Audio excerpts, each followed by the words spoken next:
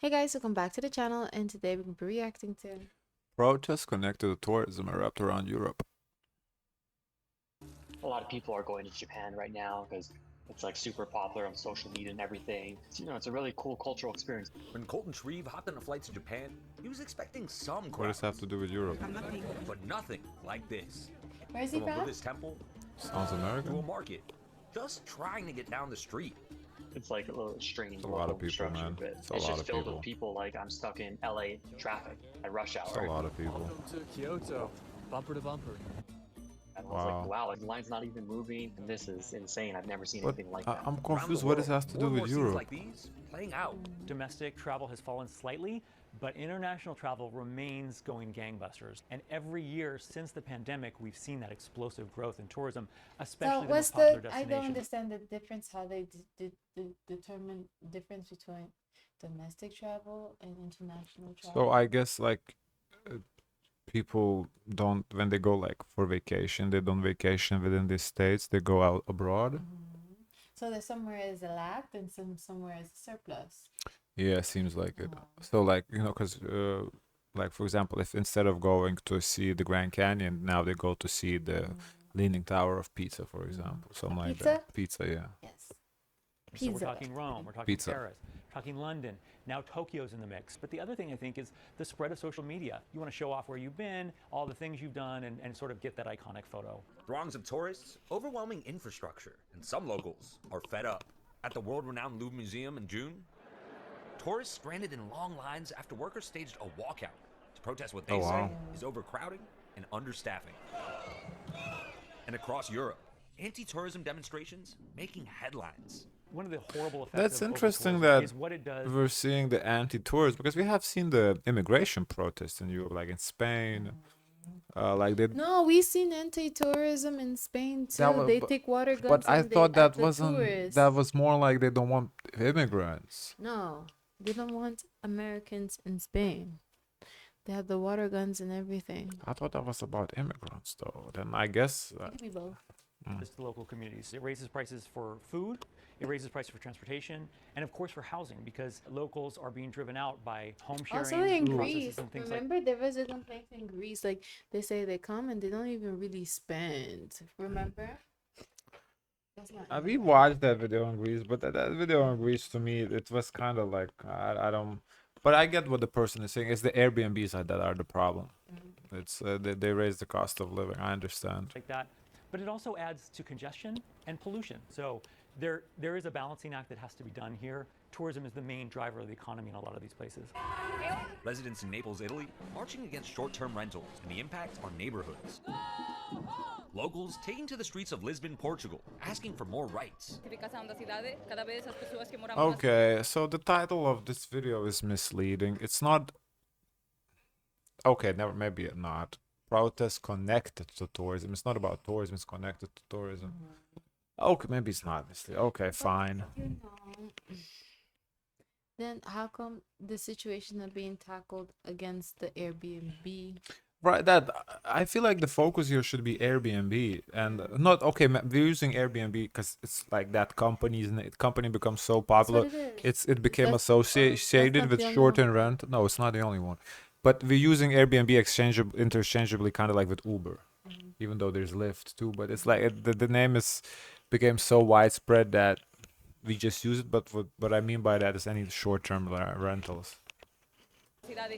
Like I don't mean punish the company. I mean not punish or like prevent or limit short-term rentals. Period. Not necessarily go punish Airbnb company because that company is it's just a company. Não é uma cidade para quem vive e trabalha nela, senão é uma cidade virada completamente para o turismo. Temos cada vez menos serviços, rendas muito mais caras. In Barcelona, Spaniards Yes, using this- water we've seen guns this. on tourists. Hay que reducir la capacidad de alojamiento de la ciudad. But I Ya wonder casi- if this is old footage though, because the water guns we've seen like half a year ago. So they're still doing it? So what I've seen on TikTok in small towns in Spain, not the most popular places that people like to visit, but the small towns are very much impacted because now they want tourists to come back because now, it's slow and dead and it's not as busy as it used to. I mean, what did they expect? Yeah, but the small towns are gonna feel it first. If you don't welcome, then nobody's gonna come, and then of course you're gonna get, like, I feel like people have such a short-term sight on things. Para la gente a precios asequibles, hay que reducir la hipermovilidad. Like, American obviously retirees. there is issues, and you should tackle them, as I said, short-term rentals, but just, you don't want tourism. That the tourists are not at fault for this. Blame the greedy companies and the greedy people that rent out to the It's tourists. truly, it's just that the disparity between rich and poor has gotten so great because now there's a whole bunch of people who have this money who are able to become investors to have these kind of properties. So That is true. maybe there's a bigger issue that needs to be addressed too. That's what I'm saying. Wanda and Bill Dorozensky ended up in the crosshairs of that protest. I just said, I hope it's water. I did think it was kind of exciting because it was so, it was loud, but other than some water guns, it was peaceful. It wasn't threatening from my perspective. Well, thank you. Hurry, sweetheart. The couple was on a cruise celebrating Bill's 80th birthday when they docked in Barcelona for the day. Did you know what they were protesting at the time, or was it until after that you found out? I suspected that it was anti-tourism, and one How old is this? August 8th. So this is like a new video. What? of the big banners that was coming down the street was a cruise ship broken in half. Has it changed y'all's perspective about how you guys approach the places that you visit? Like I say, my perspective changed when I realized these people were asking help either from other citizens or their country to help them be able to live in their cities. Some governments are taking action. We're seeing crackdowns on short-term rentals. You're starting to see ticketed entries, timed entries, even fees for entries. You're seeing some really interesting developments like Galapagos, which has a $200 fee for tourists. That's going to fund the local community, combat pollution, and deal with overcrowding. Other places going a different route. People conducting surveys that actually spoke English gave us a survey about over-tourism in Japan. Colton says during his time in Japan, he noticed campaigns encouraging tourists to visit lesser-known spots elsewhere in the country. Japanese tourism is trying to encourage people to go outside of Kyoto, and that was kind of my experience. It's really cool, man. There's so much fresh air. Kind of got to walk around the Samurai Trail, stop at like local tea houses, and really explore like kind of rural Japan. And I think my generation, Gen Z, we spend so much time scrolling TikTok, Instagram, and I think that's He's kind of part of helped a Gen lot Z? with opening up this whole I guess. world. And That's social what he media has said. really led to a lot more people traveling at a young age. Those places that are so busy, they lose a lot of personality. They lose a lot of connection. Family travel blogger Mireille Torelier crisscrosses Yeah, the I globe. would not want to go to a place that they show that in Japan. That it's ridiculous. Like rubbing shoulder to shoulder with every. Nah, I'm good. With her husband Roger and their 2 young daughters.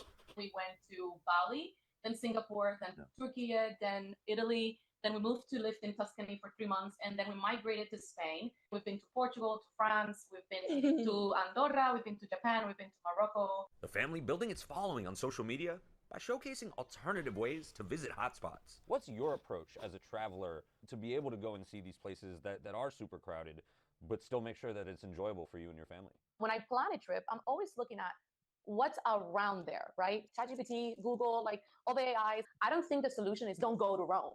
It's just maybe stay half an hour outside of Rome in a little fisherman town and do 1-day trip to Rome. Mireille says she tries to be mindful of local culture when traveling. How do you guys prepare to enter foreign I think environments? that's important. To be mindful. I think more people could learn from that. To like, don't come and impose your culture, but accept how they are, and mind the culture. When you are tourists, you guys are being respectful and you're engaging with the customs and cultures. We prep the whole family, so we take local language classes. I think that's why there's like that stigma why people don't like Americans, because I feel like oftentimes Americans come in and they just they don't want to really like, I don't want to say they disrespect the culture, but they do things their way. They don't want to do the way that it's culturally acceptable to do. That's why there's that like, oh, stupid American stereotype. And we actually learn about culture. We get books. So nighttime books instead of a regular book become about the place we're going to go visit. When Alaska landed in Japan, she already knew how to say, arigato gozaimasu, and doshimashite, so thank you and you're welcome.